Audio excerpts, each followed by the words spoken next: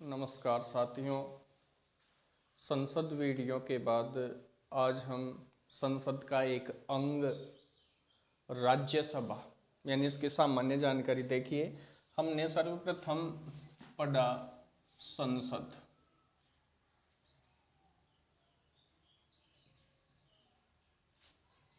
और संसद के तीन पार्ट बनाए। पहले संसद के तीन अंगों में पहला अंग राष्ट्रपति,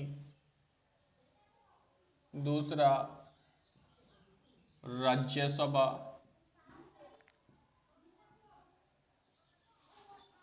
और तीसरा है लोकसभा। संसद के तीन अंग होते हैं।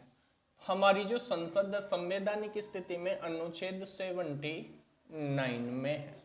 राष्ट्रपति का जो अनुच्छेद है वो है 52। राज्यसभा अनुच्छेद 80 में वर्णित है और लोकसभा आपकी अनुच्छेद 81 में वर्णित है। इन तीनों को मिलाकर के अपनी संसद का निर्माण होता है। अब आज हम जो इसका दूसरा अंग है उस दूसरे अंग की जानकारी अर्थात आज हम राज्यसभा के बारे में चर्चा करेंगे। जैसे संसद को समझा था वैसे ही राज्यसभा के भी पार्ट कर करके देखेंगे। जैसे इसका मैं चाहूंगा कि इन पार्टों के माध्यम से ही आप इन्हें पढ़ें। पहला पार्ट होगा इसका सामान्य परिचय, और सामान्य परिचय के दौरान भी इसको हम अन्य पार्टों में बांटेंगे। जैसे सामान्य परिचय के दौरान इसका इतिहास, ये कब अस्तित्व में आई। दूसरा है इसका गठन, इसका गठन कब हुआ। तीसरा है इसकी बैठक, इसकी बैठक कब हुई। चौथा आ जाता है फिर इसके उपनाम। इस प्रकार सामान्य परिचय के दौरान हम ये बातें करेंगे। दूसरा है सामान्य परिचय के बाद सदस्य संख्या। इसमें सदस्य संख्या कितनी हो सकती है और उन सदस्यों का निर्वाचन। तीसरे नंबर पे हम पढ़ेंगे इसका निर्वाचन। इस प्रकार से इसके पार्ट कर करके चौथे नंबर पे हम पढ़ सकते हैं इसके कार्यकाल या निर्वाचन की प्रक्रिया। निर्वाचन की प्रक्रिया। पांचवें नंबर पे इसका कार्यकाल।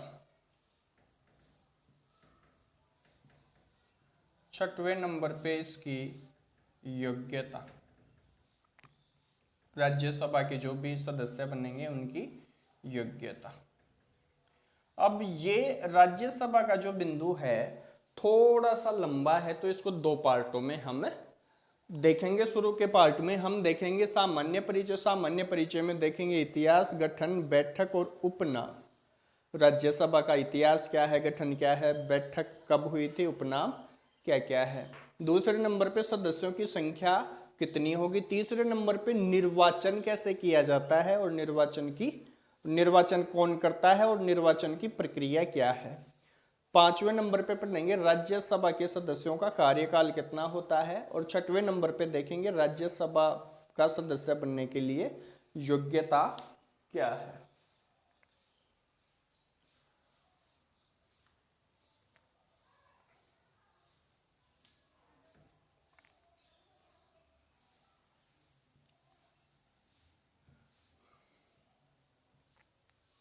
तो बात करते हैं पहले बिंदु राज्यसभा का सामान्य परिचय।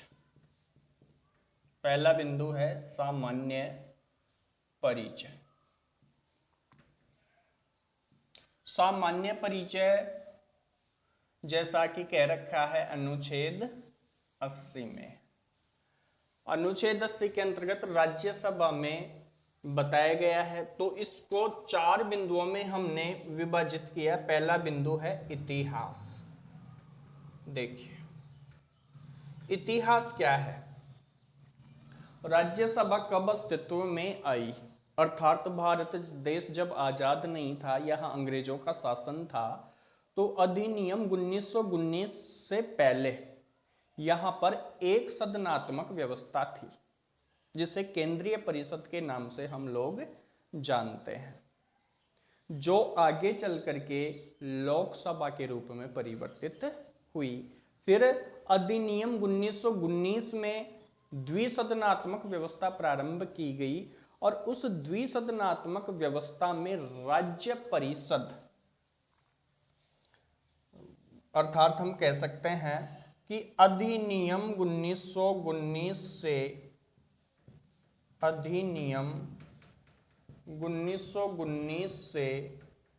राज्य परिषद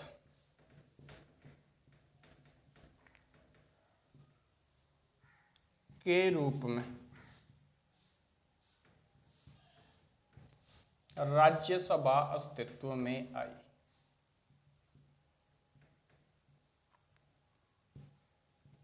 राज्यसभा अस्तित्व में आई।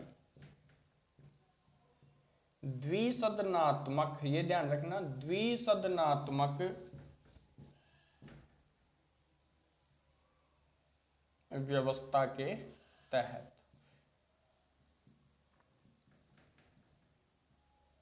ये द्विसदनात्मक व्यवस्था लागू हुई थी, वो किससे लागू हुई थी? अधिनियम 1919 से। यानी राज्यसभा बनी थी अपनी आजादी के बाद, राज्य परिषद के रूप में ही काम कर रही थी 1954 तक।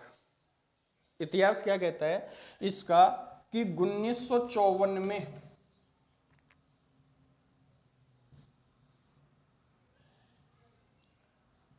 इसका नाम राज्यसभा पड़ा। 1954 में इसका नाम राज्यसभा हुआ। उससे पहले किस नाम से जानी जाती थी? तो राज्य परिषद के नाम से जानी जाती थी। इसीलिए इसे कहा जाता था काउंसिल ऑफ स्टेट। 1954 में इसका नामकरण राज्यसभा हुआ। अब दूसरी बात करते हैं इतिहास के बाद इसका गठन।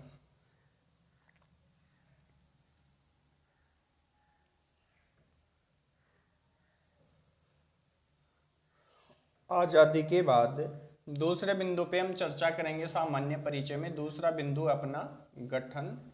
तो एक लाइन है इसके गठन की। आजादी के बाद 4 अप्रैल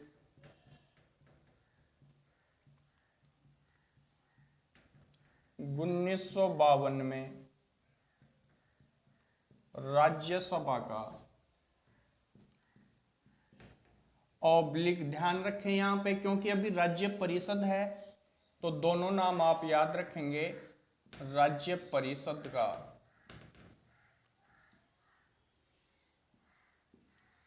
गठन हुआ, ये ध्यान रखेंगे। और उसके बाद बात करते हैं अपन तीसरे नंबर पे गठन के बाद, वो है अपनी बैठक। तो राज्यसभा की प्रथम बैठक,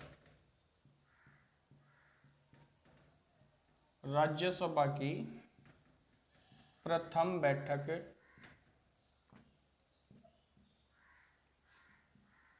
13 मई 1952 में हुई। ध्यान रखेंगे लोकसभा की प्रथम बैठक भी 13 मई 1952 में हुई थी। अब अपना तीसरा बिंदु आता है, ये गठन दूसरा बिंदु और बैठक तीसरा बिंदु। चौथा बिंदु जो आता है वो आता है इसके उपनाम।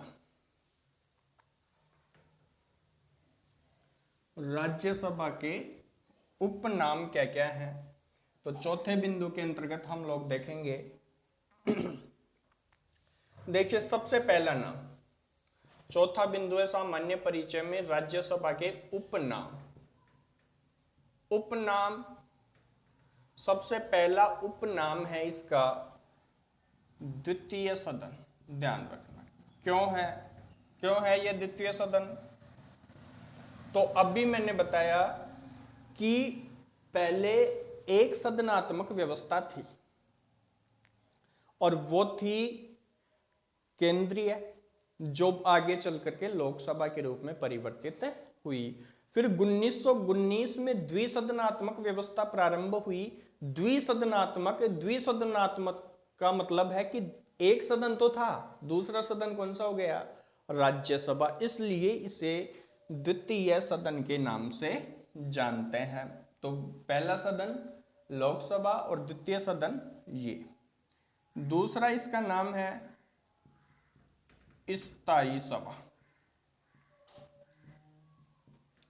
अर्थात ये कभी भंग नहीं होती, निरंतर चलने वाली सभा के रूप में हम इसको जानते हैं। तो इसका दूसरा नाम हो गया स्थायी सभा। तीसरा नाम ले तो विशेषज्ञ सदन, अर्थात राष्ट्रपति द्वारा इसमें 12 सदस्य मनोनयन किए जाते हैं और वो 12 सदस्य किसी विशेष क्षेत्र में अपनी प्रतिभा लिए हुए रहते हैं, इसलिए इसे विशेषज्ञता का नाम भी देते हैं। चौथा है अपर हाउस या उच्च सदन। अपर हाउस, तो इसे उच्च सदन के नाम से भी जाना जाता है। इसके मुख्य ये 4 प्रकार के उपनाम हैं। इसके बाद बात करते हैं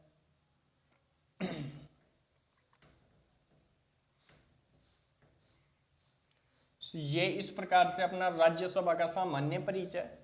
अब सामान्य परिचय के बाद यदि हम बात करें तो वो करते हैं राज्यसभा में सदस्य संख्या। दूसरा बिंदु है सदस्य संख्या।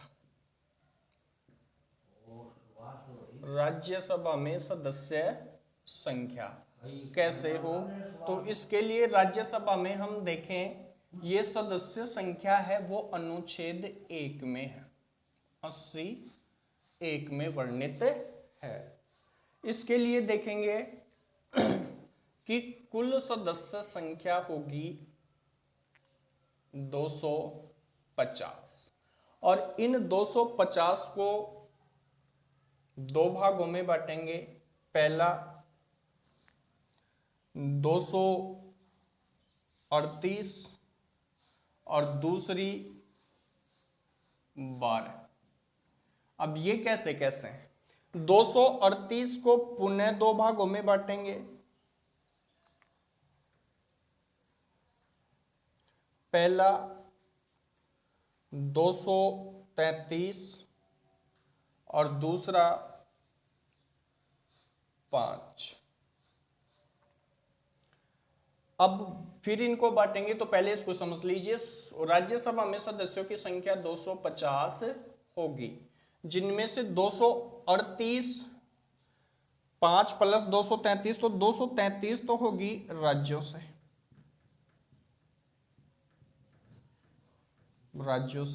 और 5 होगी केंद्र शासित प्रदेशों से। केंद्र शासित प्रदेशों की विधान मंडलों से।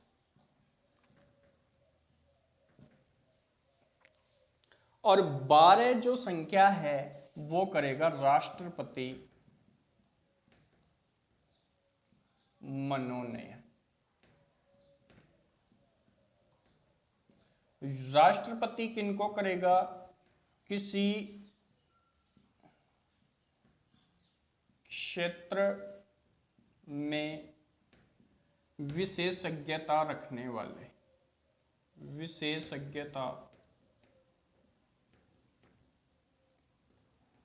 रखने वाले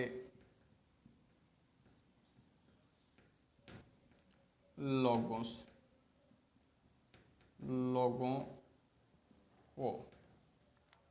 इस प्रकार इसमें अधिकतम 250 संख्या सदस्य संख्या है, अधिकतम सदस्य संख्या। अब बात आती है, तो 250 का डिवाइडेशन हम इस प्रकार से कर सकते हैं, 238 प्लस 12 बराबर 250, 233 राज्यों से और 5 केंद्र शासित प्रदेशों की विधान मंडलों से। वर्तमान में अब इसकी स्थिति देखेंगे, ये तो है, हो सकती है, लिखा है अनुच्छेद 1 में। अब वर्तमान पोजीशन क्या है? वर्तमान में राज्यसभा में है 245, वो 245, 229 राज्यों से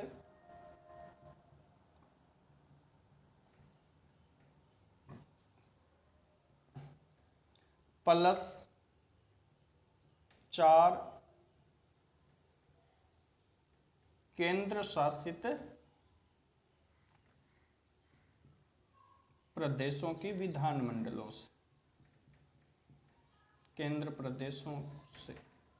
ठीक है, तो 229 प्लस 4 बराबर 233 प्लस 12 हैं आपके राष्ट्रपति द्वारा मनोनीत, 12 हैं राष्ट्रपति द्वारा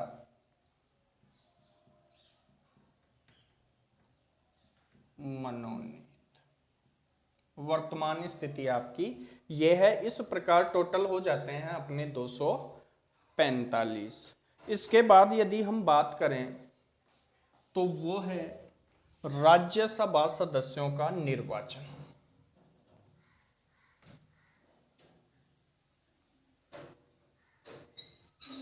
तीसरे नंबर पे हम बात करेंगे, वो है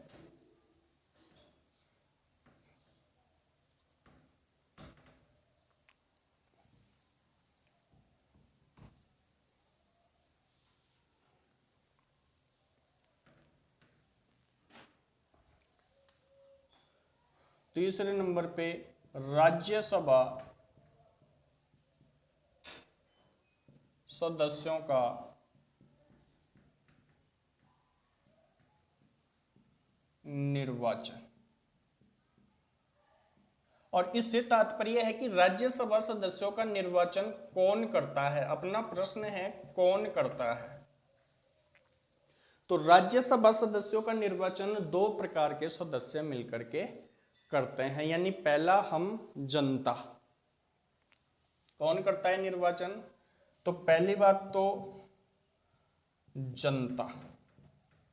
जनता जो मत देती है वो अप्रत्यक्ष प्रणाली के तहत, अप्रत्यक्ष प्रणाली किसे कहेंगे?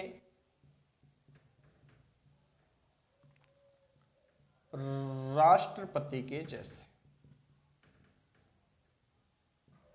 राष्ट्रपति के समान एकल संक्रमणीय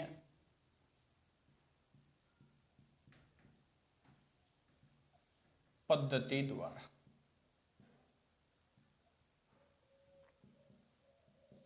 और दूसरा जो निर्वाचन करते हैं वो करते हैं विधानसभा सदस्य, विधानसभा सदस्य,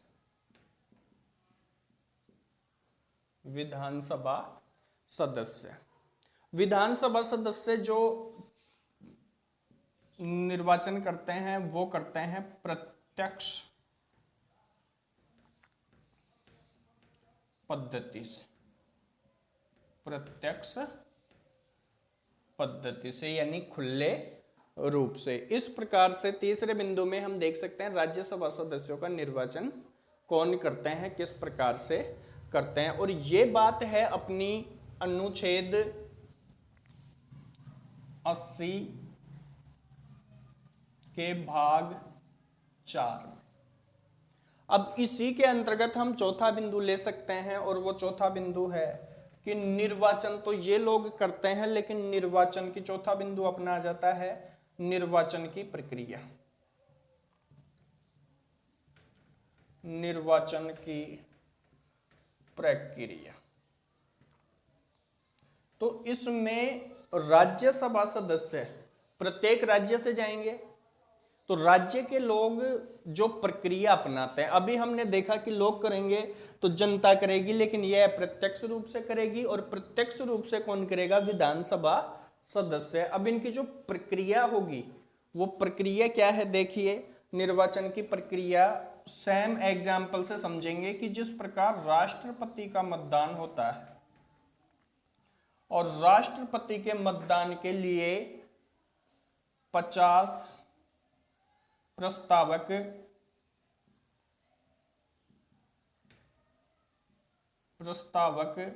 प्लस 50 अनुमोदक जरूरी होते हैं। 50 अनुमोदक जरूरी होते हैं। ठीक उसी प्रकार राज्यसभा सदस्य,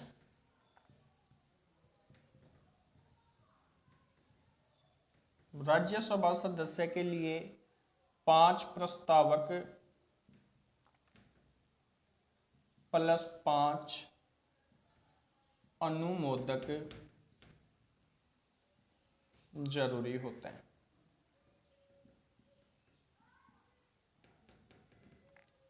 ये इनकी निर्वाचन की जो प्रक्रिया है, जिसको हम चौथे अंग में लेते हैं, वो है जिसको विशेष रूप से प्रश्न पूछ लिया जाता है यहां से। इसके बाद जो पांचवी बात हम करते हैं, वो पांचवी बात है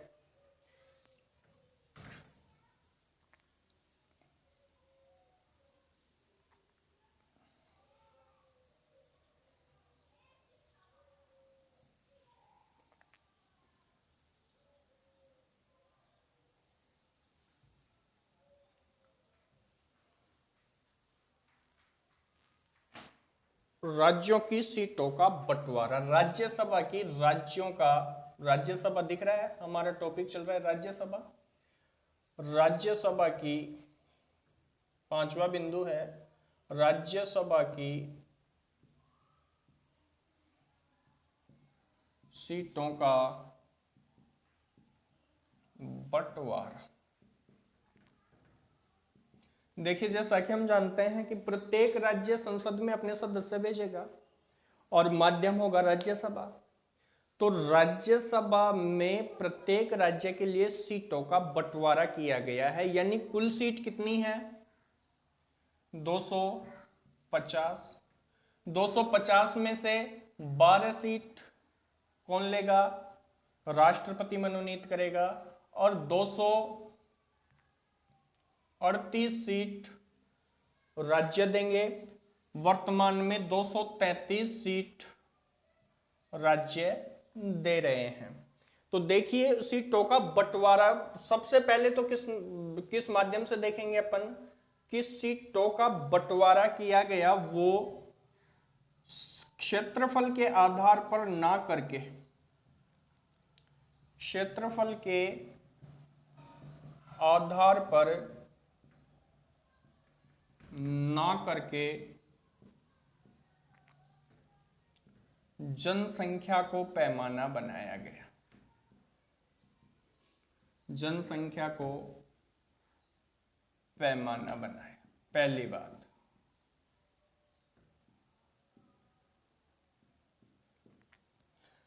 क्षेत्रफल में तो राजस्थान है अपना, और जनसंख्या में यूपी। तो सीधी सी बात है कि सर्वाधिक राज्यसभा सीट किसकी होगी, यूपी की। तो सर्वाधिक, और ये जो क्षेत्रफल के आधार पर ना करके जनसंख्या को पैमाना बनाया गया, ये जनगणना ध्यान रखेंगे जनगणना 1971 के तहत 1971 के तहत बनाया गया और ये 2026 तक अपरिवर्तित रहेगा। ध्यान देंगे, अपरिवर्तित रहेगा। अब देखेंगे कि राज्यसभा सीट, तो सर्वाधिक सीट है राज्यसभा में वो है, सर्वाधिक सीट राज्यसभा की, राज्यसभा की सर्वाधिक सीट वर्तमान में 31 हैं और वो कहाँ की है, उत्तर प्रदेश।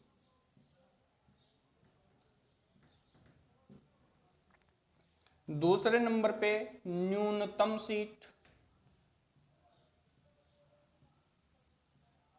राज्यसभा में, जो न्यूनतम सीट है वो है आपकी एक कहाँ की, 7 सिस्टर्स जो अपने राज्य हैं उन 7 सिस्टर्स की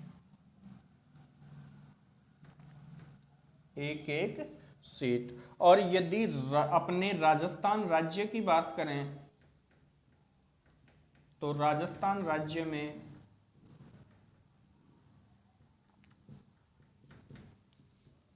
राज्यसभा से 10 सीट हैं। इस प्रकार से राज्यसभा की सीटों का बंटवारा हमने 5वें नंबर पे बात की कि राज्यसभा सीटों का बंटवारा उक्त प्रकार से हम कर सकते हैं। अब 6वें नंबर पे देखेंगे कि राज्यसभा में जो सदस्य बैठते हैं उनका कार्यकाल। 6वें नंबर का बिंदु है राज्यसभा सदस्यों का कार्यकाल।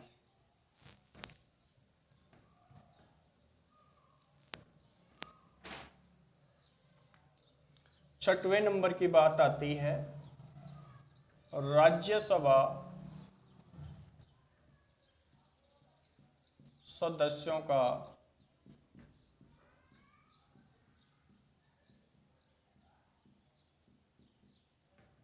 कार्यकाल, और ये कार्यकाल है अनुच्छेद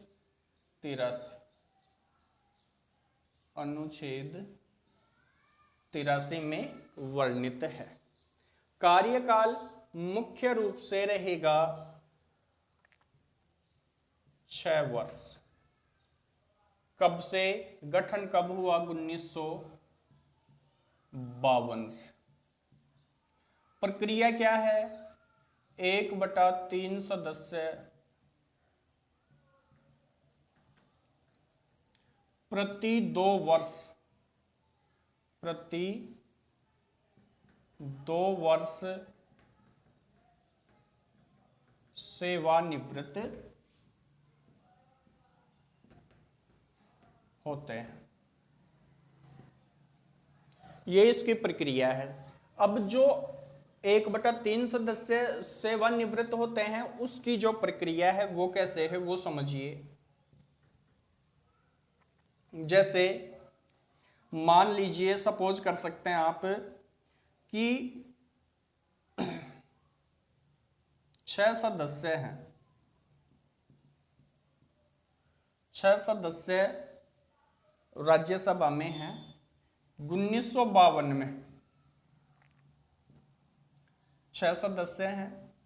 इन 6 सदस्यों में 1954 में 2 सदस्य रिटायरमेंट हो जाएंगे और बच जाएंगे 4। 2 सदस्य जो चुने जाएंगे वो चुने जाएंगे लॉटरी के माध्यम से, चुने गए थे लॉटरी के माध्यम से, और पुनः ये हो जाएंगे 6। फिर 1956 की बात आई तो फिर 4 में से, इन 4 में से 2 सदस्य रिटायरमेंट होंगे और 2 जोड़ दिए जाएंगे, इस प्रकार से 4 हो जाएंगे। लॉटरी के माध्यम से पुनः लेंगे तो लॉटरी के माध्यम से हो गए 4। अब 1956 में 52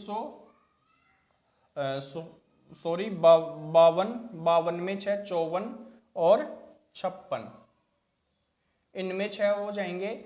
उसके बाद इनकी आवश्यकता पड़ी ही नहीं, क्योंकि इनको अपने आप ये जो 2 बचेंगे इनको अपने आप 6 वर्ष हो जाएंगे और वरिष्ठता के क्रम में ये चलती रहेगी। इसके बाद इसीलिए इस राज्यसभा सदन को कहते हैं निरंतर चलने वाली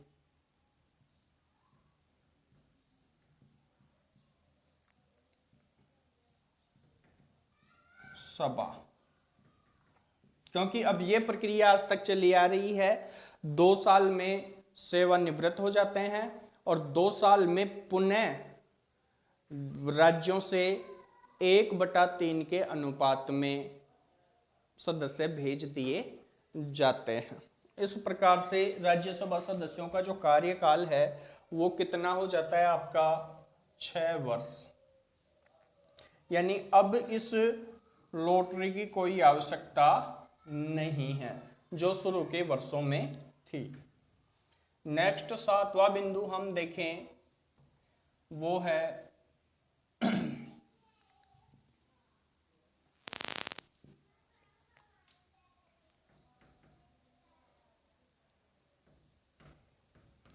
राज्यसभा सदस्यों की योग्यताएं। राज्यसभा सदस्यों की योग्यता,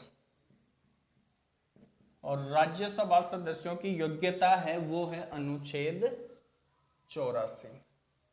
यहां ध्यान देंगे संसद के सदस्यों की योग्यता भी 84 में वर्णित थी और राज्यसभा के सदस्यों की योग्यता भी अनुच्छेद 84। क्या क्या हो सकती हैं? तो पहली बात, भारत का नागरिक हो, भारत का नागरिक हो,